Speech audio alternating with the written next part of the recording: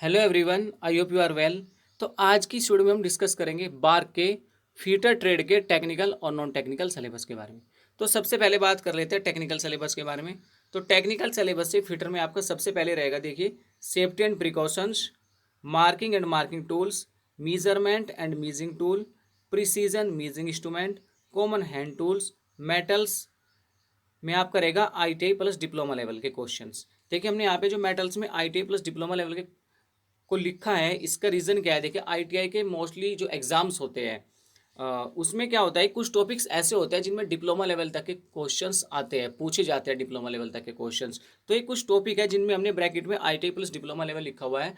तो आप इन टॉपिक को, इन टॉपिक के जो क्वेश्चन है उनको थोड़ा स्टैंडर्ड लेवल पर भी प्रिपेयर कर कर चलिए, क्योंकि जो आपका एग्जाम होने जा रहा है, इस एग्जाम में आपके एडवांस टेस्ट, इसको हम बोलेंगे जो टेक्निकल एग्जाम होगा, इसमें एडवांस टेस्ट का नाम इसको दिया गया है।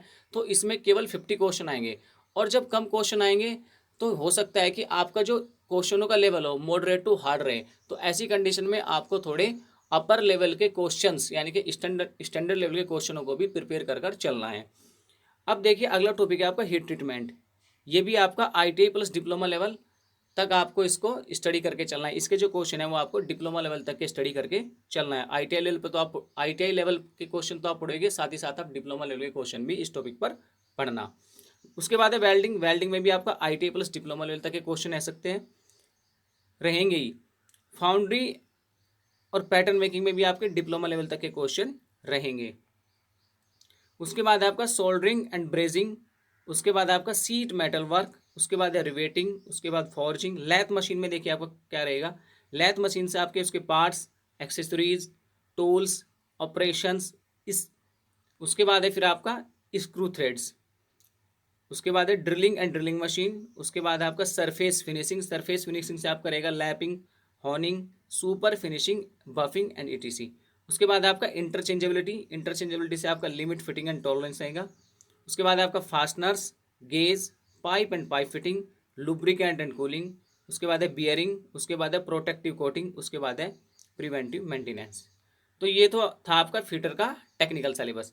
अब यहाँ पर आप एक चीज़ देखिए देखिए, अगर आपने केवल और केवल ITI किया हुआ है तो आपको थोड़ा एडवांस लेवल पर पढ़ने की आवश्यकता है।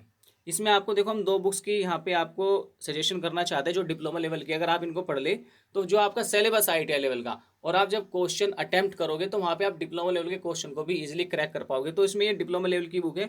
एक है आपकी वर्कशॉप टेक्नोलॉजी जो डिप्लोमा लेवल पे आती है, इसको आप स्टडी कर लें डिप्लोमा लेवल पर। उसके बाद आपकी प्रोडक्शन टेक्नोलॉजी, ये भी आपकी डिप्लोमा लेवल पर बुक है, आप इसको स्टडी कर लें। तो इन दोनों बुक्स को स्टडी करने के बाद आपको क्वेश्चनों का लेवल बहुत ही अच्छे से समझ आ जाएगा, और आप डिप्लोमा लेवल के क्वेश्चन को इजीली क्रैक कर सकोगे। और जो फिटर का जो सिलेबस है वो इन बुक्स में अच्छे से अपर लेवल पर, हाई लेवल पर कवर किया हुआ है। तो आप बिल्कुल डिटेल में इन चीज़ों को समझ लोगे, तो ये आपके लिए काफ़ी बेनिफिशियल रहेगा। तो ये तो था आपका टेक्निकल सिलेबस के लिए एडिशनल जानकारी। अब बात करते हैं फिटर ट्रेड के नॉन टेक्निकल सिलेबस के बारे में। नॉन टेक्निकल सिलेबस में आपका जनरली 3 सब्जेक्ट से क्वेश्चन पूछे जाएंगे। पहला आपका मैथमेटिक्स, दूसरा आपका साइंस, और तीसरा आपका जनरल अवेयरनेस। टोटल क्वेश्चन आपके 15 होंगे। 20 क्वेश्चन आपके मैथमेटिक्स, 20 क्वेश्चन आपके साइंस, और 10 क्वेश्चन आपके जनरल अवेयरनेस से। तो सबसे पहले बात कर लेते हैं मैथमेटिक्स के सिलेबस के बारे में। तो मैथ से आपका रहेगा number system, simplification, percentage, profit and loss, average and ratio, SI and CI, work and time, time and distance, LCM and HCF, trigonometry formula and ratio, algebraic formula and factor, area of plane figures, mensuration. तो ये तो था आपका math का syllabus. अब बात कर लेते हैं आपके साइंस के सिलेबस के बारे में। तो साइंस का सिलेबस जनरली आपका, साइंस में आपका फिजिक्स, केमिस्ट्री एंड बायो से क्वेश्चन पूछ जाएंगे। तो सबसे पहले बात कर लेते हैं फिजिक्स के सिलेबस के बारे में। फिजिक्स में कौन कौन से टॉपिक आपके रहने वाले हैं? तो फिजिक्स में रहेंगे आपके motion, force, work and energy, light, reflection and refraction, I and colourful world, electricity, magnetic effect of current, fuel, source of energy, heat. तो ये तो था आपका फिजिक्स का सिलेबस। अब बात करते हैं केमिस्ट्री से। केमिस्ट्री से आपके कौन कौन से टॉपिक्स रहेंगे? तो केमिस्ट्री से आपका रहेगा matter, solid, liquid and gas, atoms and molecules, acid, base and salt, chemical reactions, metal and non metals, carbon and its compound elements. तो ये तो आपका केमिस्ट्री का सिलेबस। अब बात करते हैं बायोलॉजी के टॉपिक्स के बारे में। तो बायोलॉजी से आपका रहेगा the fundamental unit of life, tissues, diversity of living organism, life process, control and coordination, plant, internal part of our body, heredity and evolution. तो देखिए, यहाँ पे एक चीज़ मैं आपको बता दूँ, कि जो ये आपका सिलेबस है, साइंस का जो सिलेबस है, ये आपका 10th स्टैंडर्ड का ही सिलेबस रहेगा।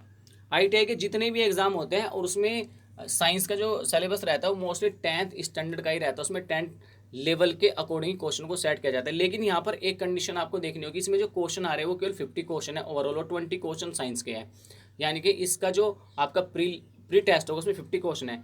तो ऐसी कंडीशन में साइंस में जो क्वेश्चनों का लेवल है वो बढ़ सकता है, यानी कि आपका मॉडरेट टू हार्ड रह सकता है। आपका जो सिलेबस है वो तो 10th बेस्ड ही रहेगा, लेकिन आपको जो क्वेश्चन है वो अपर लेवल हाई लेवल के स्टैंडर्ड लेवल क्वेश्चनों को भी प्रिपेयर कर चलना है। सिलेबस आपका 10th बेस्ड ही है, लेकिन क्वेश्चन आपके स्टैंडर्ड लेवल के हो सकते हैं, क्योंकि इसमें एग्जाम में आपके 50 क्वेश्चन आने ओवरऑल, तो इसीलिए आपको थोड़े स्टैंडर्ड लेवल के क्वेश्चन भी प्रिपेयर कर चलने हैं। ये सिलेबस आपका 10th बेस्ड ही है, ठीक है, और प्रिपरेशन आपको थोड़ी स्टैंडर्ड लेवल के क्वेश्चनों की भी करनी है। तो चलिए बात कर लेते हैं आगे जनरल अवेयरनेस की। तो जनरल अवेयरनेस से देखिए सबसे पहले आपका रहेगा करंट अफेयर्स। देखिए आजकल जो एग्जाम में जनरली करंट अफेयर्स को काफ़ी वैल्यूज दी जा रही है, तो मोस्टली एग्जाम में करंट अफेयर्स से क्वेश्चन पूछे ही जाते हैं, एक दो, या इसमें कोई 10 क्वेश्चन आने तो 2 3 4 क्वेश्चन हो सकता है कि, या जितने भी उनका रेस हो करंट अफेयर्स से क्वेश्चन आने की पॉसिबिलिटीज है।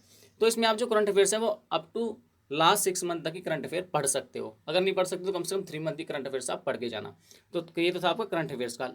3 मंथ की पढ़ लेना, अगर आप 6 मंथ की पढ़ सकते हो 6 मंथ की, वरना 3 मंथ की तो कम से कम पढ़ ही लेना। अब इसमें आपका जो जनरल अवेयरनेस है उसमें आपका history, geography, polity and economy से क्वेश्चन आएंगे। तो सबसे पहले बात कर रहे थे हिस्ट्री के सिलेबस के बारे में। तो हिस्ट्री से आपका हड़प्पा एंड इंदू सिविलाइजेशन, यानी कि हड़प्पा और सिंधु घाटी की सभ्यता। रिलीजियस मूवमेंट में आपका बुद्धिज्म एंड जैनिज्म है। मौर्य पीरियड है, गुप्त पीरियड है, सल्तनत पीरियड है, दिल्ली सल्तनत है, मुगल पीरियड है। ब्रिटिश पीरियड से आपका रहेगा governor general and viceroys. Indian freedom struggle है, द गांधी इरा है। उसके बाद बात करते हैं ज्योग्राफी। तो ज्योग्राफी से आपका प्लैनेट्स एंड सैटेलाइट्स है, एटमॉस्फेयर, विंड एंड क्लाउड्स।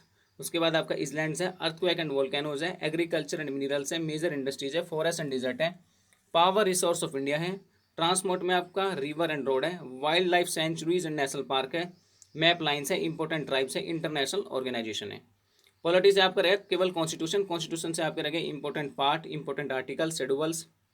उसके बाद आपका source of constitution, fundamental duties, fundamental rights, special feature of constitution and amendment, the president, the prime minister, the supreme court, parliamentary terms, important commissions. उसके बाद economy. Economy से आपका रहेगा inflation and deflation, GDP, taxes system, GST, economies and economies committees and commission, budget है आपका, economy and financial term है, characteristic of Indian economy. तो ये था आपका इकोनॉमी का सिलेबस। अब बात कर लेते हैं कुछ अदर इंपॉर्टेंट टॉपिक्स के बारे में जो जीके में काफ़ी इंपॉर्टेंट होते हैं। जैसे आपका इंपॉर्टेंट डेट एंड पैलेस हो गया, बुक्स एंड अथर्स हो गया, स्पोर्ट्स एंड गेम्स हो गया, कमेटीज एंड कमीशंस हो गया, इंपॉर्टेंट बैटल्स हो गया, रिफॉर्म एक्ट हो गया, सेंट्रल गवर्नमेंट पॉलिसीज हो गया, international organisation and their headquarters. तो ये तो था आपका नॉन टेक्निकल सिलेबस। ये सिलेबस आपका फुल डिटेल सिलेबस है। इसको आप वीडियो को पॉज करके स्क्रीनशॉट ले सकते हो, या आप इसको नोट डाउन भी कर सकते हो। तो ये थी इस वीडियो में कुछ जानकारी बार के फ्यूचर ट्रेड के टेक्निकल और नॉन टेक्निकल सिलेबस के बारे में। तो आज की वीडियो में बस इतना ही। तब तक के लिए wish you all the best. Thank you.